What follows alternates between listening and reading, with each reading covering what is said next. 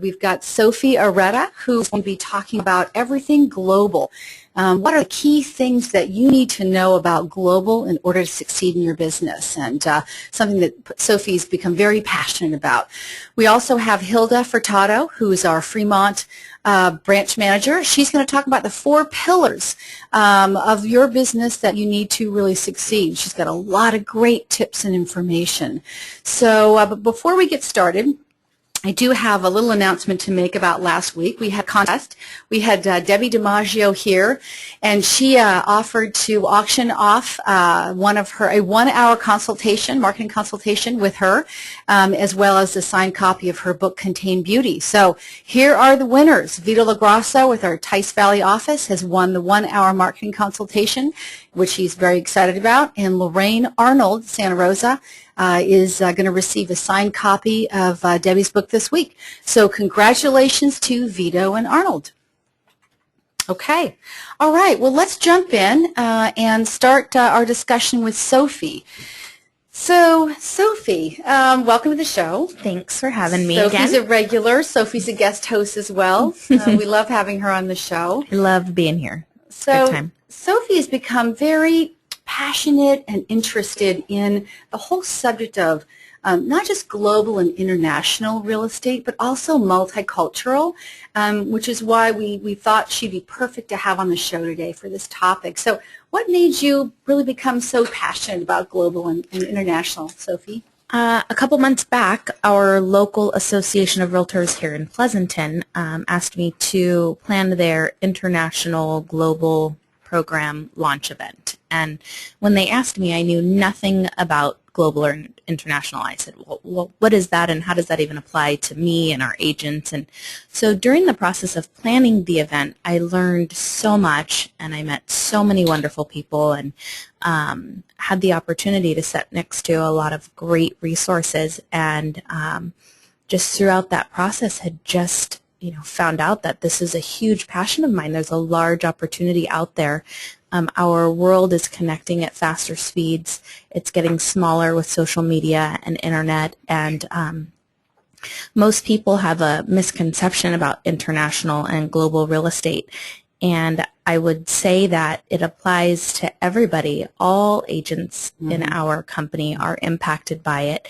And so I'm hoping that we can kind of set the record straight today so people can feel empowered to embrace this global, international, multicultural market that we're already in, but start embracing it at a different level because I don't speak a foreign language. I don't know anybody that lives in another country. So it's not essential to speak a foreign language in order to work with international foreign clients? Absolutely not. And I learned this at the event that I helped plan.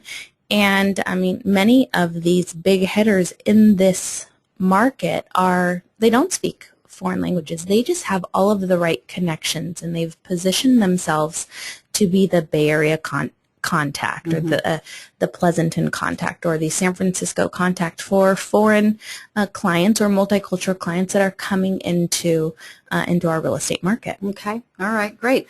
So I do want to plug, please feel free to go into your question box and ask a question. There's a lot of great content today, so we want to make sure that if you have a question for Sophie or for Hilda, to please go ahead and type it in, and we will answer it. By the way, that multicultural event that you threw was wonderful. It was so creative, and I went and learned a lot. There was a lot of great content. I learned a lot too. So thank you for that. All right, so let's just jump in. So our first question here is, prospect daily, right? Take it, treat it like your farm, database, and sphere. So if someone is wanting to get more broaden their business into more of a global, multicultural way and reach out to other segments, how do they do that? This is, just like any other avenue of our business, this is really all about relationships and getting into relationship or into contact with key people, whether it is agents in different countries, different attorneys that specialize in international law or immigration. Just get creative, just like anything in life. This is not something that you can just say I want to do and just expect results and, do a couple of things and, your phone starts ringing. It's just like farming. It's just like working your database. It's like working out. You have to do all the right things and do it wholeheartedly. Give it 100%. And we'll talk about some other things that you can do a little bit later on in the show, but it is certainly a huge commitment, just like any other aspect of our business, to work to get the results, because really what we're doing is we're just trying to buy brain cells, get market share in somebody's brain, if you will, and be their first person that they think of. So it sounds as though, what I'm hearing is that if an agent really wants to do this, they need to really set about putting together a plan. Right? And so like any other, reaching out to any other segment, if you want to build a farm, if you want to build your sphere, if you want to, let's say you want to get into luxury, whatever it is that you want to get into. So part of that plan, just break down a couple of pieces of that plan. What might that look like? Well, for starters, I think networking with other referral agents is huge. And, whenever you're on vacation, stop into the local real estate office. I mean, this is something that we can all do. This is a passion. That's a great tip. This is our craft. When you're on vacation, stop in, introduce yourself to the broker, other agents, exchange business cards, put them in your professional database that you can continue to market to, reach out to. Build deep relationships from the heart with these people. Stay in front of them. Become friends with them. And it's not just put them on your mailer and you're done. This is, they're sending their clients to you. They want to know you, like you, and trust you. So that's just a quick tidbit. If you're out in a different area, if you go to San Jose and you're shopping, and stop in there and get business cards, build a relationship. So it's referral marketing too. Okay, absolutely. All right, good. So next, what about the tools? So what are some of the tools that you recommend to put in place to cater to this multicultural foreign client? Are there networking groups, international organizations? What can agents work towards? There are a lot of things that agents can get involved in. Number one, Aretta. Let's say I've recently AREAA. AREAA is a great organization, the Asian Real Estate Association of America. Okay, sorry for in stereo. There's NAREP, that's the Hispanic organization. There's ICREA.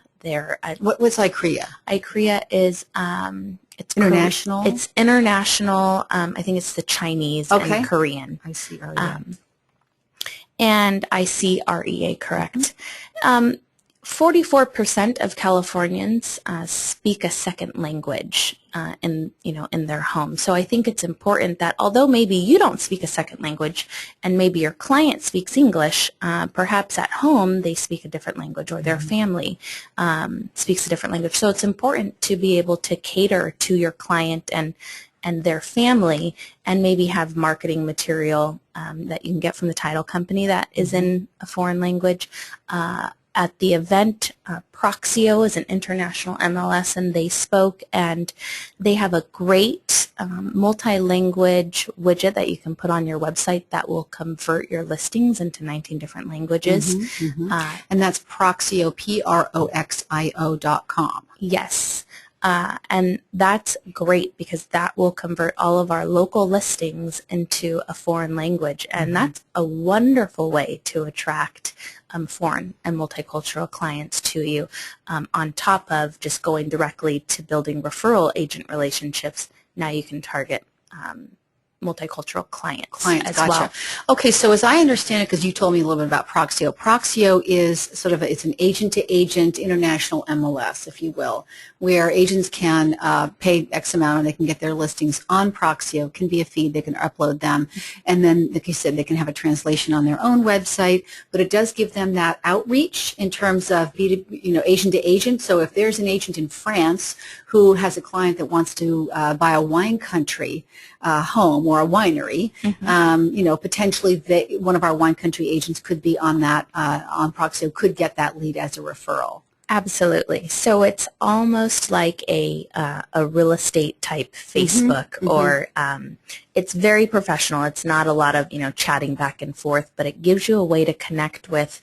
I think they have 600,000 subscribers all around the world, and they're in 130 countries or something. So the reach that the agent has is so far, and you could build your network and have hundreds of agents that maybe you never would have been able to connect with without this tool. And I think Proxio has a few different levels of membership that agents can sign up for, $9.99 a month to $75 a month for the most, robust. Are there social tools involved with Proxio? Yes. Actually, on my business page, I've recently just launched it's called Social Search, and it's a property search for people to come and look for properties, and they can look at properties in our local MLS and with all the listings of the agents that I've networked with around the world. So they can look at properties in Italy, and they can look at these listings in 5 different languages on my Facebook page without ever leaving Facebook. So, they do have some great social. So you have a plug-in on your Facebook page that you're paying Proxio to have. Yes. Got you. Exactly. Okay. So it's also positioning me as an agent with an international reach.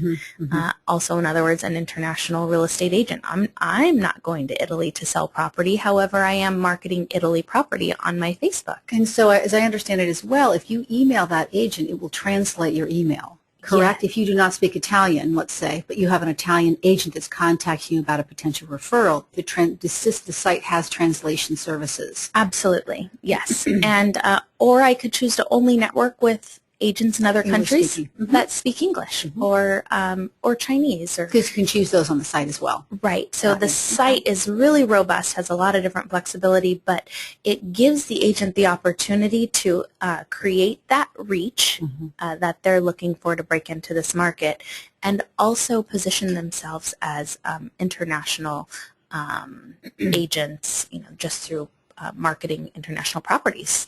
Okay, good. So IKEA, Aretta, NAREP, and Proxio, all good tools to use. Yes. Okay, good. So, let's talk about, how to really socialize. You're talking about hangouts and, hang out where other people are successful. Where is that, and how do you create that network, over time so that, like you said, when someone is thinking about buying or selling, you're that person that's right there? You hit the nail on the head with saying over time, because it takes a while to build relationships and credibility with other professionals. And the best way to do that is to constantly stay in front of them. And when you're connected on Proxio, your listings go to those agents as well. So they see you as an active agent in the San Francisco Bay Area or in the wine country or wherever agents might be located, and gives you the opportunity to network. So, again, successful international players hang out in Proxio. They also hang out in a French organization called FIABC, F-I-A-B as in boy, C-I, .org, I believe. And it's another membership. It's an international association of realtors, if you will, based out of France. And so you can join that. And they have meetups all over the world. They have seminars. They have different types of not necessarily trade shows, but international agents, they go to these consistently. So you'll see them all at the same events. And so if you just started by attending the ones in San Francisco or Los Angeles, that might be a good place, and that's where you get to meet these people face to face and really, bond. ARIA events as well. A lot of FIABC members, are a part of ARIA as well. And the CIPS designation, that's a Certified International Property Specialist. That's a week-long class, but that's also a great designation to have because it sets you apart, at least with the successful international players. They realize that you're serious about this. Okay. All right, good. All right, so have your support team in place. So, ideally, if someone is working that or trying to work that global international market, what does that team look like ideally? For starters, you need to have your lender in place. That's huge because not all foreign buyers are going to pay all cash. The average purchase price for a foreign buyer in the United States is $400,000. There are a lot of luxury buyers, super high-end, uber luxury buyers that are coming from different countries, but that's not everybody. The average sales price is $400,000, and I think it's more than half of them do require financing. So have your lender in place, have your title company in place that has a strong either foreign presence or multicultural presence, and they understand it. I know not to plug any one title company or another, but I'm going to because First American Title has a great program in place, and they really put a lot of money into their foreign and multicultural programs. So I think partnering, with different organizations is important. Can extend your brand. Absolutely, and then you're prepared. When you do get that referral, you have your resources in place. Another one I'll throw out there is US Forex. It's US Forex. And that is almost a holding company, allows people with foreign funds to, it's not an escrow, but allows them to wire their funds into this company, and it makes it the funds easily accessible, so when they go to purchase, there's not a big tie-up, depending on jumping through hoops with different countries and whatnot. So just another resource to have in place, and so you're prepared when you do get that referral. Right, absolutely. Okay, good. So understanding how business is conducted in different cultures. Wow. Okay, so this is a big one and very important. Would you agree? Absolutely. This probably should have been top tip number one. Right. Well, this could be a whole show. Right. In terms of the do's and don'ts with different cultures, and in terms of understanding family interactions, how much emphasis the parents have or the grandparents have on a decision, home buying decision. It's very important that as an agent, you go in understanding, that dynamic. So what are some of the most important things that agents need to know? Well, I'm certainly not the expert in this per se, but there is an expert, and his name is Michael Lee. And Michael Lee is wonderful. Yeah, and he is so dynamic. He's a great speaker, a great trainer. But things that are important to know is how do you greet, people of different cultures? How do they negotiate? What do they expect when they call you and they say they want you to show them property? What do they expect from you? There are a ton of different little nuances, and it varies from culture to culture. Or like some people hate to be touched. They don't want their hands shaken, right? And in our culture, if you don't shake someone's hand, it's an insult. Right. So what Michael Lee teaches is very profound, and he goes over at a very high level. But nonetheless, it's so important to understand how business is done in different cultures. And everybody that's listening, all of our listeners, they may target different diversity groups, different multicultural groups, and what somebody might want to understand about Asian versus European or African American or Hispanic. There's a ton of information to learn, but it's important that the agent takes the steps to understand how business is done in different cultures. Whether you purchase a book, you attend one of Michael Lee's courses. I know that he's doing a series of courses in Pleasanton with the Bay East Association of Realtors, and it's 3 Wednesdays in August. So, what you should take from this point that Sophie's making is you need total immersion in whatever cultural group you decide to work with. Maybe you are going to, again, get more involved in Hispanic or Asian cultural marketing, whatnot, to sort of win over more clients. However you do it, getting involved in a cultural organization, reaching out, making sure you are reading, buy some books, go on Amazon, do a little bit of research. At the very least, go on our YouTube channel and listen to the Michael Lee show. Sophie interviewed him several months ago, and he had a lot of great tips about what to do and what not to do with certain cultural groups. So be sure that you are really aware of the sensitivities of whatever ethnic group you're dealing with. It's because it's different for all of them. Very different. It's yeah. very, very different. And you don't want to be a generalist. This is really important in this. You need to be an expert. You need to really, really understand the cultural organization, the cultural group that you are working with. Right. And I am certainly, I'm so thrilled to be jumping into this market. So I myself am starting to immerse and, learn the do's and don'ts. And I'm a new member to Proxio. I'm just joined FIABC, so I'm excited to share my journey with you as I learn and share it with all the agents. Okay. So it's exciting. Okay, good. Well, that's all great content, good ideas. What I'd like to jump into now is this diversity study. So BHG conducted a study in December of 2012. The goal was to go out and to interview a number of potential home buyers and get their feedback on a number of different topics as it relates to home ownership, where they want to buy, how they want to buy, if they want to buy, and to try to draw some conclusions based on the different cultural groups. So they interviewed 1,200 Americans, and you can see the different breakdown: Caucasians, Hispanic Americans, African Americans, 18 and older. Sophie and I noticed there aren't any Asians in this group, so not sure why that was not part of the study, but it was not part of the study. So just as a note, just know that.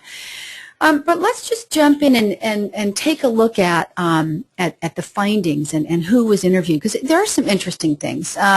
So 78% of Hispanics, 74% of African Americans, 58% of Caucasians believe their children will own a home at a younger age than they did. Okay, so that's great for us as being real estate agents. The majority of each group view home ownership as an overarching lifelong goal, just like we did, just like our parents did. So no real difference there, right? Still the American dream. It's still the American dream. Yeah, absolutely. Oh, phew.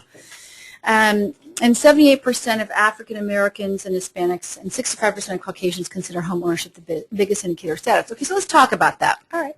So status, something that has not gone away. I know that our parents viewed home ownership as the ultimate in status. Right. Of course, they paid cash, many of them, but it still is absolutely a sign of status. And you see that today. Absolutely. However, I also think the reason why Caucasians have a lower percentage in that, I think their belief systems, as I dug a little bit deeper into the study and did some research, status is around college degree and master's education. Right. So that is why I think we see the little bit of difference. But for the most part, it's still a very, very important thing, in like socioeconomic status, if you will. So, Absolutely. Okay, so let's look at this. Over half of home buyers from all ethnic groups would rather live in the neighborhood of their dreams, even if not in the house of their dreams. Okay, so it goes back to that old adage: location, location, location. Right? Yes, but if we also look at the numbers, it's 50%. So what do the other 50% say, right? So it's I'd say it's a blend between, we said urban, being in an urban area or maybe being in a rural area. But yes, I do agree. It's always location, and they want to be closer to the schools. They want to be in a great community to raise their family, and it's all about lifestyle, I think, and having that white picket fence. So it looks like half of the folks here want to live in the neighborhood, even if it's a fixer. Yep. And the other half might want to live in the house of their dreams in a lesser neighborhood, right? So not a big aha here. Right. Okay, so the next slide talks about, this is interesting, I think. 50% or more of all three of these groups surveyed preferred the suburbs. I don't know, that's a little bit of an aha for me, because I think the perception, the reading that I've done about millennials is that they really are much more interested in being around an urban home. They care about walking score. Mm-hmm. They want to be able to walk out the front door and go down to get to Starbucks and walk their kids to school. They value their own lifestyle so much. They don't want to be stuck in a car driving, 3 hours round trip to their job and driving the kids through McDonald's, to have a couple meals during the day. Right. That they value so much their more personal time. So what did you make of this? I was a little surprised at this as well, only because especially the younger generation, they're so concerned with going green and sustainability and having the shared resources, shared housing, and all of that. So this surprised me a little bit. However, I do believe I wish we could see deeper in the study at what percentage, what age group said that majority of them wanted to be in the suburbs, because Right. I think we would see a little bit of a difference. Right. This is pretty general. It's very general. It would be nice to see it broken down by age. Yeah. Right? The 20s to 30s versus the marrieds with kids, because I agree with you. It makes a big difference. But again, just know that it's interesting to say that folks are still interested in the suburbs. It's also a pricing issue. If you take a look at pricing, in our area here in Northern California, San Francisco, the median home price in San Francisco just hit $1 million last month. So not a lot of folks in their 20s and 30s are out there being able to afford homes in the city. So the suburbs is the natural choice for so many people. Right. Buying homes. I think just their mindset around it. Right. Yeah. And safety and schools. Yeah. All of those play a factor. It's funny. I have a few clients right now that I'm showing property to, and they thought they wanted to be near the cities. And after searching, they had changed their mind. They want to be in the suburban community where other kids are playing in the court. And even though they don't have kids yet, they're thinking long term. So I laughed when I saw this because it made me think of, the couple of clients that I'm working with. Well, it's interesting. The word you touched on is, I think, so important, community. Right. I mean, I actually grew up in the middle of San Francisco, and I can tell you I loved it, but there really wasn't a community. Right. It was houses and houses on blocks and beautiful, but not a community. So I think when people do tend to look for a home, I think that's what a lot of this is probably reflecting, right? Right. Is wanting that community, not just the home. One of the questions my client asked, they're in their mid-30s, and they said, does this community have a Facebook page? That's great. Yeah. Wow. So that's one of they want to make sure everybody's connected. in. Yep. Right, and right. I had to laugh to myself. Yeah, so yeah. that's where we're going. Well, my neighborhood has a Yahoo group. We do. We're all. So when something comes up, everyone's emailed about, something, to complain about or whatever, the new pavement. Yeah. So, yeah. That's great. That's where it's going. Okay. So, so ethnic groups differ when it comes to living close to home. Okay. So 1 in 3 Hispanics wants to live closer to the town they grew up in, whereas Caucasians are less tied to the area that they grew up in. Okay. So it seems to me, this is not a big aha as well. I think non-Caucasian ethnic groups typically tend to live closer to their families, even in the same homes as their families. Right. And we'll get to that in a minute. But, Yes. So I don't think was this a big surprise to you? Not at all. Yep. Especially being Hispanic. Right. So no, I mean, this was not surprising. Yeah. It just really confirms what I think everybody already knew. Right. I think a lot of this study does confirm what a lot of people already know, but there are a couple of ahas. So the multi-generational American home is proliferating, right? This is, again, not a surprise. Caucasians don't live together in the same home as their families as much as other ethnic groups. Part of this is tradition, culture, part of it's affected by the recession, wouldn't you say? Absolutely. And I do think we are going to start to see more and more Caucasians start sharing their homes with either their parents who are baby boomers, or their children are coming home from college and they're underemployed, so they're moving back in. I think there are a lot of factors that are going to impact this, and it's just going to be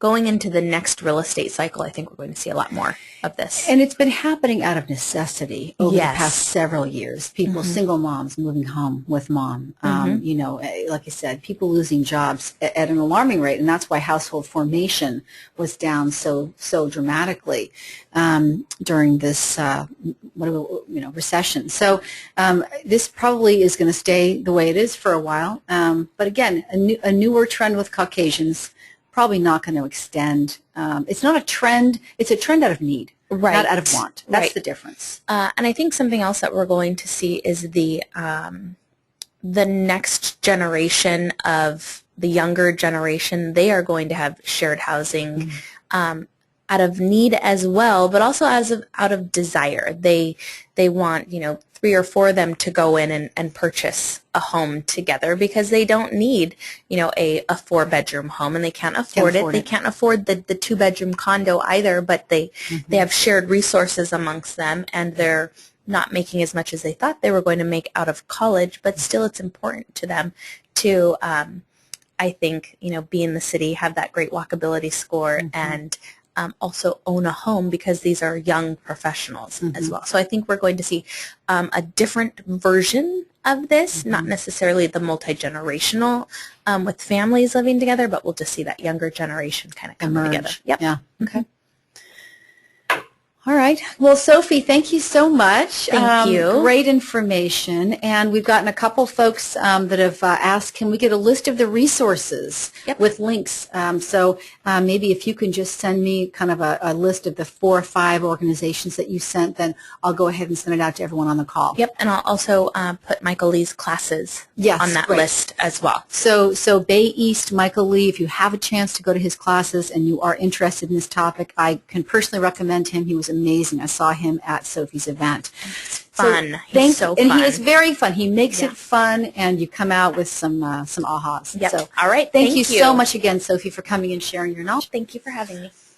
Okay, so before we welcome Hilda, I am going to talk about First Alert for just a minute. Again, many of you may think you've got enough buyers to work with, but the important reason to talk about using First Alert is because 1/4 of the people that come through your open houses are also going to sell their home. So very, very important to sign up everyone that comes to your open house. Build that database. And make sure that you talk to buyers that come through your open houses and let them know that our agents are entering their pre-market listings into First Alert. And so if you have a pre-market listing, you've got, maybe your listing is coming up, it's being worked on right now, there's some cosmetic things that are happening, you can go into the web top under My Listings and add in a market listing that's coming soon. And even if it's not in the MLS, it will then go out in the First Alert emails. And that's such a strong value proposition to talk to our buyers about. I agree. Yep. So be sure to do that as well. Good. So, welcome, Hilda. Thank you. It's great to have you. You're a first-timer on the show. Yes, great to be here. Yeah, good. Well, Hilda has, Hilda has been in the business 25? 30 years. Oh. 30 years, and she is one of our very top managers, top office, year over year, and she's an amazing leader. And one of the things that Hilda does is she works with her agents to help them get into production, stay in production, and that's really a lot of her focus. So it makes sense to have her come in today and talk about the 4 pillars that will help agents get more listings and close more business. Yay. Yay. Got a listing, you have a business. That's right, that's right. You're in business. So, so Hilda, let's talk about these. So what are these 4 pillars? Well, it can be all different depending on what you want to do, but it really starts, everyone coming in this business wants to be successful.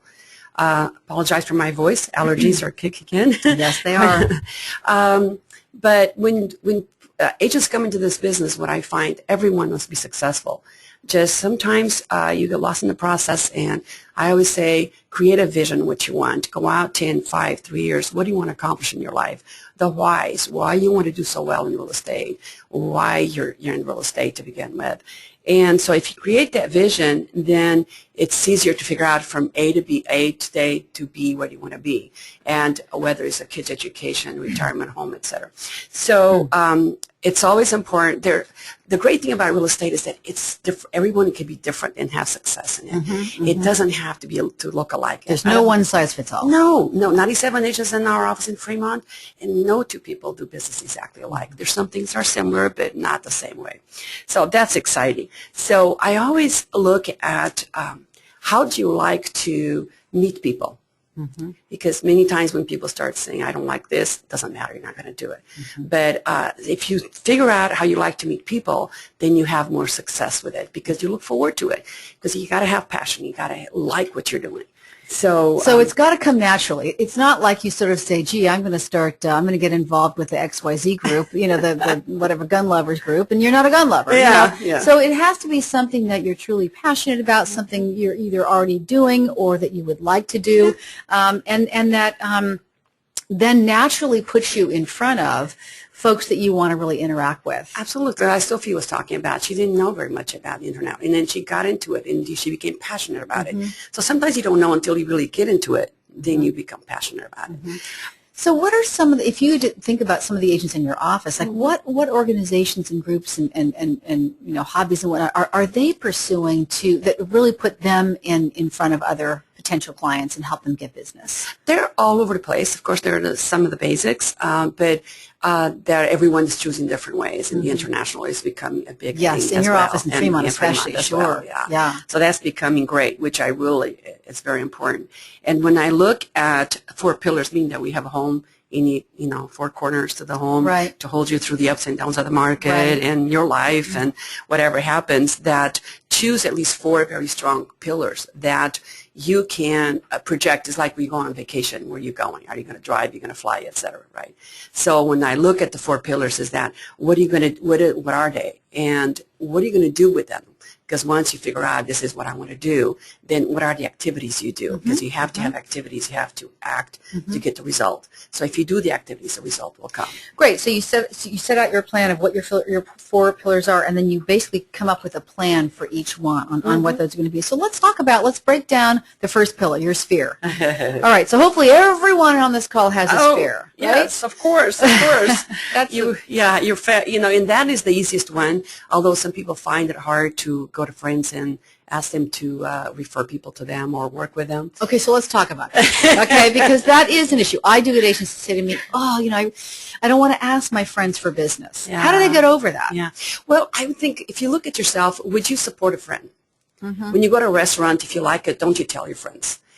So the main thing is to be top of the mind, right? So that if your friends hear somebody at work wants to buy a house or selling a house or having a difficulty with loan modification, short sale, whatever, that they think, oh, Hilda, she's the one she's the expert. So you've got to set yourself as an expert, not just to take for granted because I'm your friend, you're going to refer business to me. Right. I believe also it has a lot to do. The reason it's such an important pillar, and number one, and everything that I teach is or train is that people already know how you behave. So they know you have integrity. They will know that even if you just get in the business, you're going to get the right knowledge. You have support behind you, which is so important, so that they can trust you.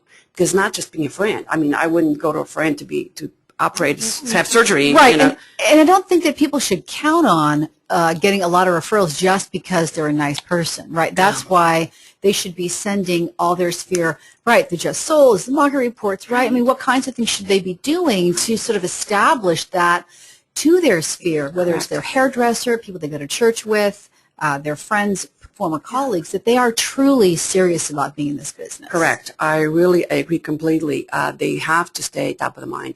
If they're sending out emails announcing a listing, if you don't have a listing, borrow a listing from the office. If you're having a buyer, if you don't have a buyer, use a buyer from the office. Let your peers know. And if they're looking for a certain price, and then you can announce that. And that will happen as you do these things. The world aligns itself with you. It just somehow it all comes together. Right, right. It's the outreach is important. Just get out and do the activities, daily activities. Absolutely. So, so networking. So, you know, that's everything from personal. We're going to talk about business to business in a minute. Right. Well, you know, as you heard Sophie, you know, so what agent to agent. Agent to agent. Yeah. But, you know, and so the networking, what is it you're passionate about? What do you like? The business to business is definitely a must.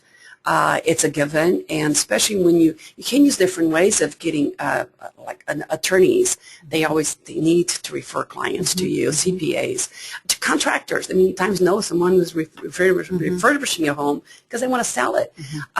So if you reach out, especially to your sphere, people you know, and ask for who you have used lately that you would like to refer to me, so that my clients, when they're asking for an attorney account, CPA, et cetera, painter, they can reach out to. And then when you get those names, connecting with them, letting them know you work by referral. If you're looking for more business, I will put you on my my list of service providers, and I would like to get referrals from you as well. Yeah, very important to go out and ask for those orders. Absolutely. And you know, you are in a very unique position in real estate to be able to refer a lot of business to folks, because a buyer wants to know that you have used XYZ contractor, painter, rug company, and they're going to be much more apt to use someone that has your recommendation versus just going into the yellow pages, right? Absolutely. So you do have that as an advantage, and make sure to ask for the order, ask for business from people that you do business with. Absolutely. On the networking, the same thing with social events. You know, we just spoke about if you speak a different language, if you like cars, if you like dogs, if you like, there are all these groups that you can belong to. You can have fun, but at the same time, you're building relationships. Yeah, people have, you know, they're in bicycling group, and what are you doing on the weekend, right? Bicycling groups, book clubs, a number of different things. These are natural ways for you to let people know. And I can just tell you, I've had agents come up to me and say before, wow, you know, I ran into such and such friend from my book club, and she said she just bought a house, and boy, that is very, very disappointing, overwhelmingly disappointing, because that person thinks, well, why didn't they use me? Exactly. Right? But you've got to make sure that you're, you know, I mean, you out there, and how do you prevent that from happening? Well, you stop being a secret agent. Yeah, there you go. Amen. It definitely is a matter of when someone gets in the business, we get them, and they're excited about doing it, but they get so busy. They forget to reach out to the people they already know. Right. And by the time they reach out a month later or 2 months later, they found that, oh, just last week. Right. So it just, you know, that's just, it's going to happen. Yeah. But at least the most important thing is to just reach out immediately, whether by email, phone call, mailing, whatever. And whether you get those listings from your friends or whatnot, referrals, the important thing is that you get the chance to get the business, that you get the chance to have that conversation. Absolutely. Now, nothing is given. When you have an opportunity for a listing, it is an opportunity, and it is, do you have the value or not? Do you know how to reach out? Do you understand the person, what their needs are, and how you're going to do it? And it is their choice, but it's just an opportunity. It's an opportunity, and according to NAR, you know, surveys, you know, something like 60 to 70% of all buyers or all consumers who are thinking about selling their home actually hire the first agent they interview. They may interview 2 or 3, but if you can really get in front of them and make it that impact. Doesn't matter if you're even new in the business. If you know your stuff and you've got a handle of, you know, pricing and the market and whatnot, and you perform well, you've got a good chance of getting that listing. Absolutely, and I would say at least 70% is about building a relationship with the person when you're going through. But also, before you leave, having a second appointment set up already, so that they will not sign up for the next 2 or 3 because they already have an appointment with you. I think that's really key to that. Okay. All right, good. So let's go to pillar 2, business to business. So you've been very good at this in your office, in aligning your office and your agents with local chambers of commerce, local organizations. So how do you recommend your agents reach out this way, business to business? Just, you know, just tap into your community. when you're business to business, when you go to a chamber mixer, like we are members of the Fremont Chamber of Commerce, Mission San Jose Chamber of Commerce, and there are events all the time, and there are ribbon cuttings, and lots of people there, and so it's a nice situation where you're having maybe a drink. Don't get drunk, of course. That's right. Not too many drinks. but just be comfortable. It's not about going in just, hey, I'm in real estate, but it's just like fitting into a conversation. You become part of that conversation, and sooner or later, real estate always comes about. And if it doesn't, you can always bring it in some way, and or they will reach out and find out, you're so knowledgeable about this. What do you do? So it's about always finding a way that they want something that you need to go back to and email them an article. Let me get back to you on that. Right, yeah, right. To get back to you. What is the best email to send it to? They confirm, have your phone number, and they confirm that you received it. And then give your card. What we tend to do is we don't want to bother people. We say, here's my card, call me. Well, it doesn't happen. Right. But if you have something, if you don't know something about it, you can always Google it, right? Right. But we do have, even in our company, you're our web top, you have industry news, you have all different things happening. So you can get that. You become the source that they go to when they have a question. Absolutely, absolutely. Yeah. And what about getting involved too with local businesses that come into the area, right? I mean, in the local community, as soon you should know the local owners. You should be communicating out, maybe whether it's your Facebook or whatnot. New restaurant in town. I mean, again, ties you to the local business. Lets other people know that you're involved. It's not all about me constantly asking for business. It's you truly are getting engaged. Absolutely, and like a small video, like it's just a quick question. Yep. And why did you come here? Why did you open the restaurant here? And having our events in the community, and just a little bit, so you can put on Facebook or YouTube, so that you can be found. So when people search your name, they find you. Right. They find you in so many different ways. Yeah, that's a great idea. Local video, welcome to the local area. And again, how happy is that local businessman going to be about getting some attention, getting welcomed into the community? And again, those are those rich referrals that you really want to nurture. Absolutely. And many times you'll even get, if you ask, they'll say, hey, can I put a coupon on my site? Or have a hyperlink to your website so that people mention my name, they'll get a $5 off or a second tray free or whatever. Right. And people, they love that because they want to grow their business. So it's just so many different ways. It's not about just receiving, but it's also giving. Right.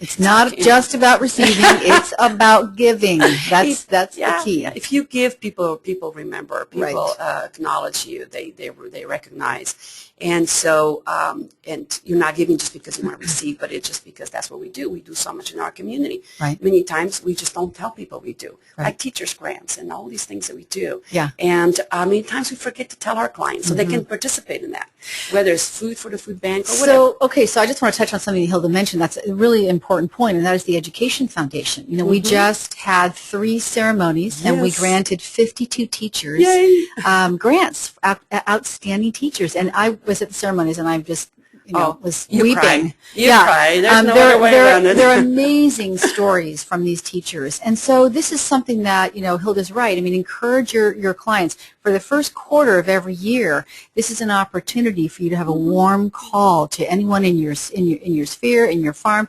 Did you know? Let me tell you a little bit about the Education Foundation. We give grants to outstanding teachers. And so if you have someone in your community that you want to nominate, please do go to our website, XYZ, or let me send you a postcard. Or you send the link and have them nominate. So there's a number of different ways that you can do it. But again, it's that warm call. It's you talking about something really positive and not asking. You're giving. Absolutely. And if you send it out, you email it, for example, and then you pick up the phone and call, it's a warm call. You're not going to, do you want to sell the house today? Well, that it's about, hey, did you get my email? It's, and most people, I would say 90% of the people really appreciate teachers. We'll welcome that. Yeah. And they're so especially target your sphere and friends who have kids. Absolutely. If anybody has kids, they will be very interested in the whole idea of nominating and teaching. Absolutely. Also look at about co-op agents. Many times we ignore that. Right. Co-op agents will want to work with you again if they had a great transaction. Sometimes we get into arguments with other agents. And I will always say that 80% of the transactions that fall apart is because the agents make it fall apart. It's not the consumer. It's not the customer. And so just learn how to live with other people. And it's not about being right. Keto always says, if you're by the light and the light turns green for you and there's a truck crossing the red light, are you going to go? No.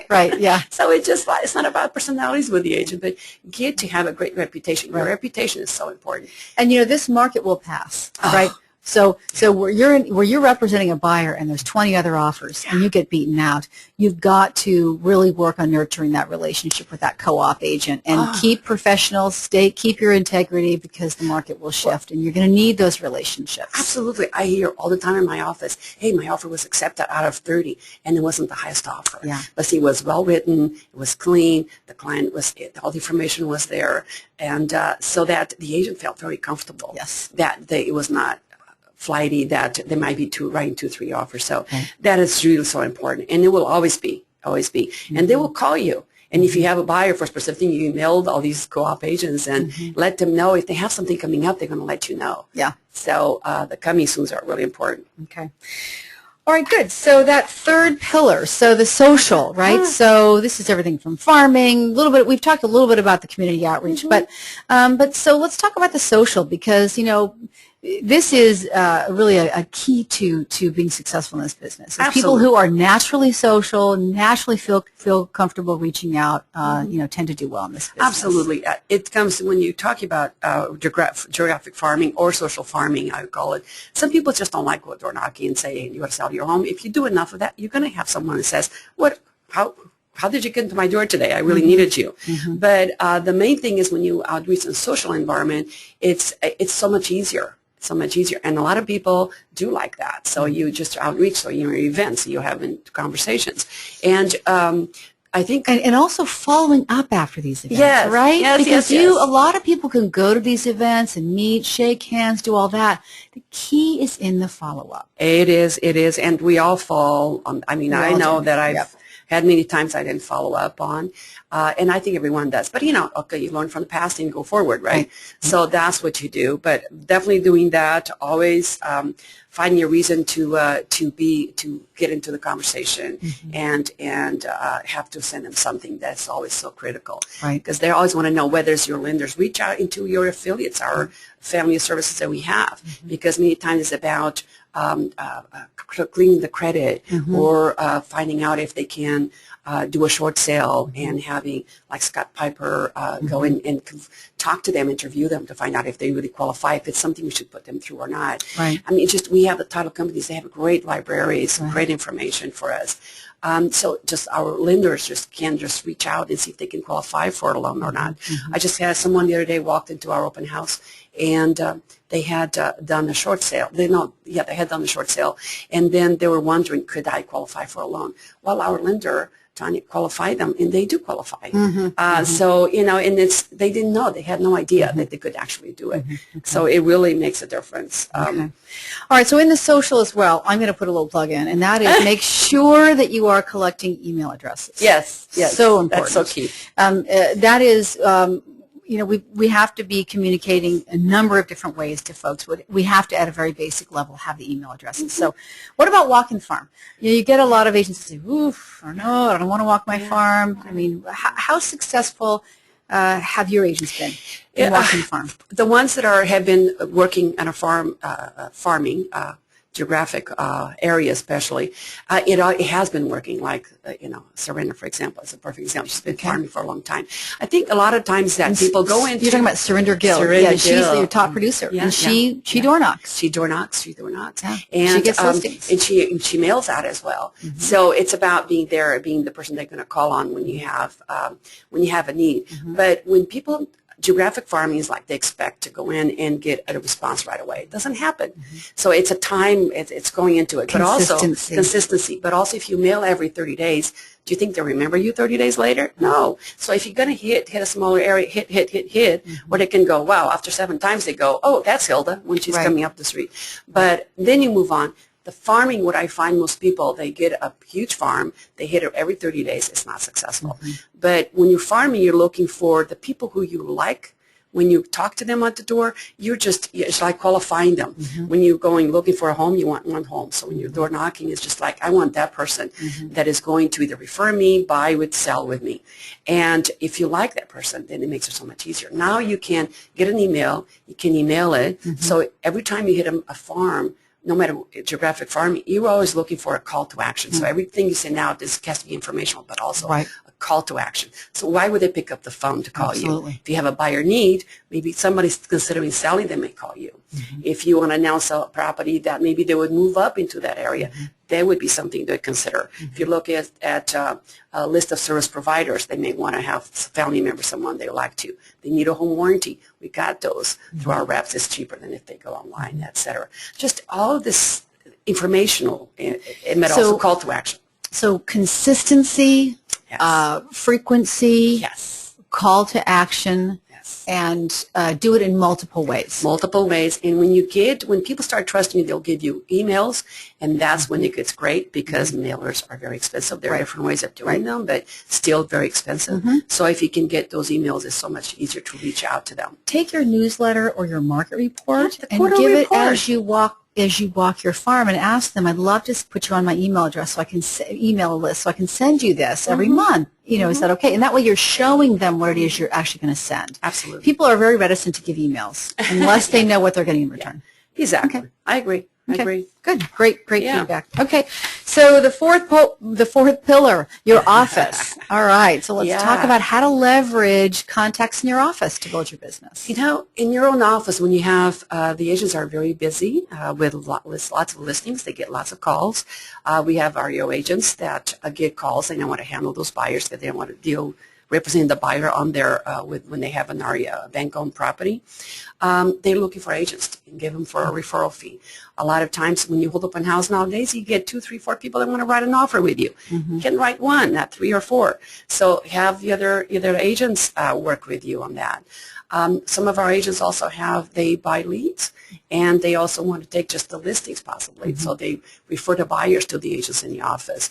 It's a great, so you have to work with them. They have to know who you are. Right. Holding open houses for them. Some of our agents will not prospect the neighborhoods. They choose not to when they get a listing. Well, that's a great opportunity for that agent doing an open house, holding an open house, to go out to the neighborhood and let them know about the home. Let them invite them to the open house. Then go back and tell them they had multiple offers, sold above asking price.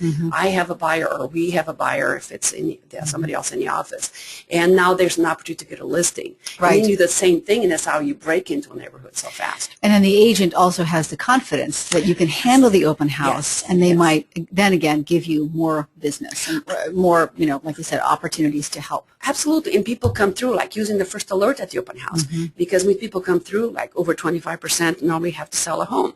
And many times we don't capture that. Right. We're so busy. And this one actually asks on the information for them to fill out. So it's really great. So absolutely. In the office, there's so much you can get from that. Do your agents typically team up for open houses? They do. They like to do events. So you have more signs out. They do. Not everyone does. Some people just like to do, and they have to do what they feel comfortable with.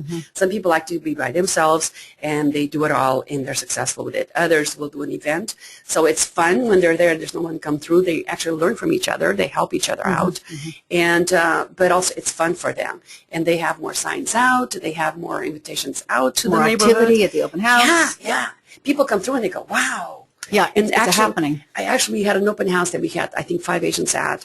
And one neighbor came in and said, wow, do you guys do this every time? That team does it. So isn't that a great listing tool? It is. Right? It is. Yeah. Because the sellers in the area are looking at what you'll do. Action speaks louder than what you say you're going to do. Right. When they see what you're doing, they go, wow. Yeah. Let me confirm, is this how it works? Yeah. Every open house is a job interview. It is. It really is. They come in to interview you, even if they don't tell you they're doing so. That's right. That's right. Yeah, whether you know it or not. Okay, so let's talk about how to leverage affiliates and partners. Yes. As far as affiliates, we have our title companies have tremendous amount of information in tools, apps that you can use. Like what? Like, for example, you want to know who owns this property, or somebody comes through, you want to know how long they've owned the property, what's all about the property, who owns. And they can get you labels, everything. Lists, You for your have marketing tools. access. You can do a net sheet on the app. I mean, this is all support that they can do legally to you to give us as a support team, and you have all that accessible to you. So you can be working with someone, and you can put the information in and do a net sheet for the client. You don't have to go and do the writing. So it's green. It's green. We've gone green. Yeah. But so especially when you want to know about a home, it's so important to know who the owners are. Is it in the trust? Is it how many loans do they have on the property? And it's great because it even gives you an analysis of what has closed in the neighborhood. Because sometimes properties sell without hitting the multiple listing service. So there you know the for sale by owners are there. So this is really important information to set up your farm. Oh my You've gosh. got to know when you are knocking on those doors everything about that home. I agree. I call it a walking farm. I always tell them you have to know, does the owner live there? Does the owner live somewhere else? Is it a tenant so that you don't talk to them like a homeowner when they're a tenant? And there's an opportunity, right, to represent them as a buyer. First-time buyer. Yep. But also is that, you know, what did they buy it for? Do you know if they're upside down? And, you know, what's going on with that? And having their names is kind of, when you introduce yourself, they may introduce themselves, especially me because I've hit 60. And when I walk out, I just like, okay. What was that name? Mary? It's not a good thing. But absolutely, they do have our lenders. I mean, they just, you know, you have buyers. You just, how do you qualify them? Are you going to put them through so you have your A's, B's, and C's? I mean, you don't spend time taking a client who's not ready for 6, 8 to 10 months out to the market while you let somebody else go on their own. They're ready to buy. So that's just so important. They qualify them. Even when you have a listing as a listing agent, I always say require that the buyer coming in from another agent, with another agent, that they're qualified by your lenders because we can trust them. We can go higher up. We can get you don't get tied up into a contract that is going to fall apart 3-4 weeks later, and it's very disappointing. Everybody has problems. So if you can prevent all these things from starting up, it's really a must. And there are affiliates that are there, our home warranties, putting a seller's coverage. How wonderful. Like one of our clients, they have leaks underneath the house. Well, they didn't know before they put the property on the market, but now they have a home warranty that will cover those.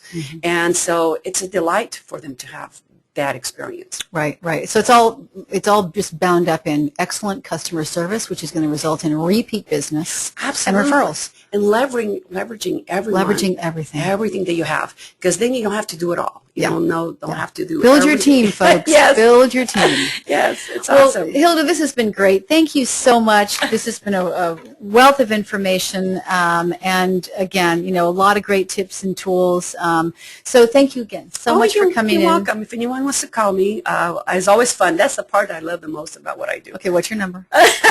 925-895-3684. And Hilda she's a true coach and a giver.